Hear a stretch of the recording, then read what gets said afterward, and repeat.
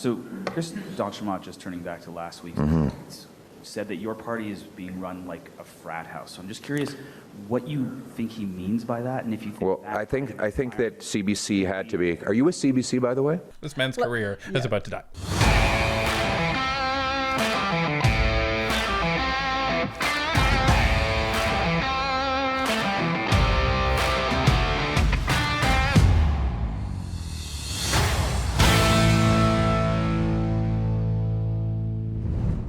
Despite a Liberal MP publicly breaking ranks over Mark Carney's own budget and a full week of coverage on Chris d'Entremont crossing the floor, CTV and CBC still can't seem to move on. At a recent press conference, Pierre was asked the same tired questions over and over again, and he had the same question many of us do. Why isn't the media covering Mark Carney's leadership with the same scrutiny? Let's take a look. Hey, Tim Brooks, CTV. You lost 2 MPs the week of the budget. One cited your leadership as a reason for leaving. I just want to put Carney and the Liberals to the side here, just as you personally. Of course you do. Does this say anything about your leadership? Have you maybe reflected on your leadership style moving forward? No, we are. My plan is to continue to lead and be the only leader in the country that's fighting for an affordable Canada, where our people who work hard can afford a home and food. That is my agenda. And I will just quote Mr. d'Entremont when he speaks about Mark Carney.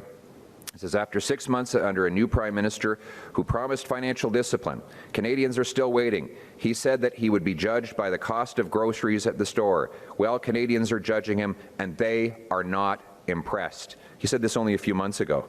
Since the Liberals came to power, food prices are up 40%. We have heard it many times here today. It is deliberate and it is unacceptable. It is inhumane, said Mr. d'Entremont, for a G7 country.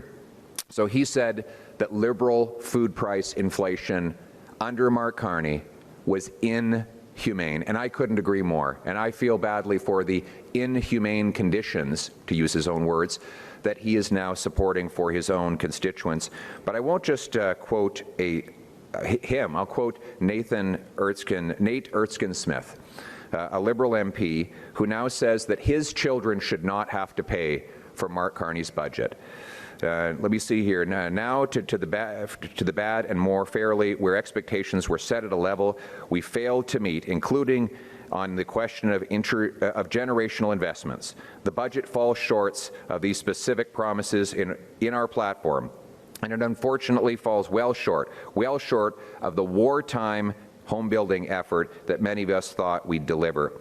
It's certainly not a budget that should throw us into an election at an uncertain time, but it does not live up to its promise of generational investments. He goes on to say, this is Mr. Nate Erskine-Smith, a Liberal MP, that Mark Carney has broke his promise to spend less, with $90 billion of new spending, only 36% of which is actually capital. The rest is more costs. So when you have a Liberal MP attacking the costly credit card budget that Mr. Carney has put forward, then we see turmoil in the Liberals, and I know that there will be wall-to-wall coverage on CTV of this turmoil, of a Liberal MP criticizing his own budget days before the vote. I know you're camped outside his office right now, waiting to get comment from him. I know you've been chasing Mark Carney down hallways to find out what he has to say. I mean, it's just been the relentless coverage that you will have of this dissent within the Liberal Party. I understand also there's former Liberal Minister Guilbeault is unhappy with the environmental policies that while he supports raising costs, he doesn't think they raise them enough. We've got Wilkinson is unhappy. So I know that I'm looking forward to seeing the wall-to-wall coverage on CTV of all of the costly turmoil in the Liberal budget. So I will be tuning in tonight to watch your newscast. Thank you. So the thing I love about Pierre is his sense of humor. Sense of humor is amazing. Wall-to-wall coverage, chasing Mark Carney down the, camping outside of Nate Erskine-Smith's office. But you know, he's right. Well, this is what we've been saying. The mainstream media has been taking little tiny things that have been affecting Pierre and or the Conservatives and just running with them for like a week, which is a long time, in a newscast, and then they'll pick up the next thing that makes the Conservatives look bad and run with that for a week, and then the next thing.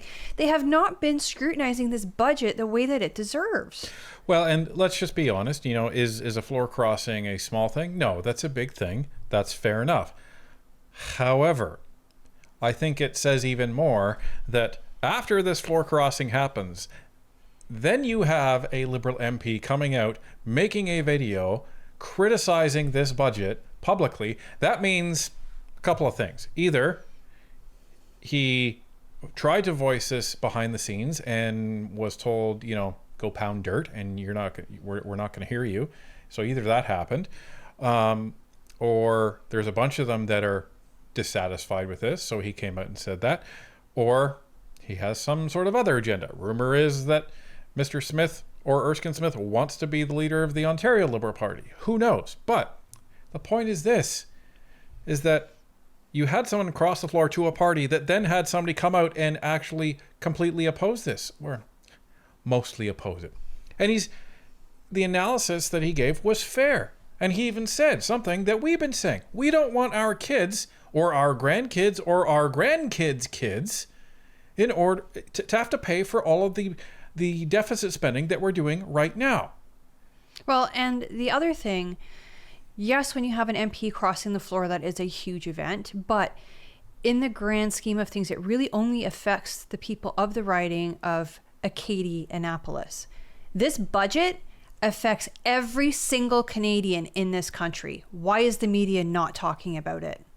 Well, and it's because it's going to affect every single Canadian in this country, and it's going to tick off a lot of Canadians in this country because they see what's going to, well, if they don't see, they're going to see pretty quick that nothing is going to happen to actually make their quality of life any better when it comes to this budget. And that's going to really tick off a lot of Canadians, especially the ones that voted for Carney because they thought he was going to come in and save the day. But we're not done, folks. So Chris d'Entremont, just turning back to last week, said that your party is being run like a frat house. So I'm just curious what you think he means by that, and if you think Well, I think that CBC had to be. Are you with CBC, by the way? Yeah, that's right. Oh, okay, right. So I'm just curious if you think that could lead to more MPs leaving your caucus, and what you think he means by that. You with CBC, by the way? Yeah. Okay. This man is about to die. Not Pierre. Not Pierre. This man's career is about to die. First of all, CBC has had to correct the falsehoods that they put into that story. So I encourage you to tell Canadians about the falsehoods you published and explain why you did that. But I would ask if you agree with Mr. d'Entremont, or you believe he was telling the truth when he said, and I'm going to quote, "Now, after 6 months under a new Prime Minister who promised financial discipline, Canadians are still waiting. He said that he would be judged by the cost at the grocery store. Well, Canadians are judging him, and they are not impressed. Since the Liberals came to power, food prices have risen 40%. We have heard it many times here today. It is deliberate, and it is unacceptable. It is inhumane for a G7 country." Mr. d'Entremont said that Liberal food price inflation is inhumane. Do you believe that he was telling the truth when he said that? Yes. Oh, you can. When asking the questions. I did already. I already said that your report from CBC was wrong, and we have corrected the record. We put out a statement. We stand by the statement. But I have a statement here from Mr. d'Entremont. He says, since the Liberals came to power, food prices have risen 40%. We have heard it many times here today. It is deliberate, and it is unacceptable. It is inhumane in a G7 country. Do you agree with Mr. d'Entremont that Mark Carney's food price inflation is inhumane? So again, I asked you if you thought that if what you thought Mr. d'Entremont meant by your party being run like a frat house, whether or not you thought that would lead to more MPs leaving your caucus. That's a question for you, sir.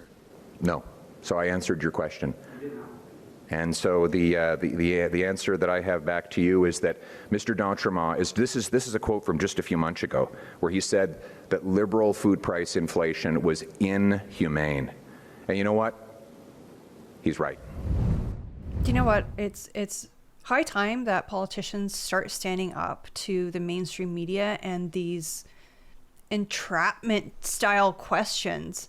Like they start off on a ridiculous premise, and they're not there to inform. They're there to trap the person that they're asking. We don't ask those kinds of questions here at Northern Perspective. Well, here's the other thing.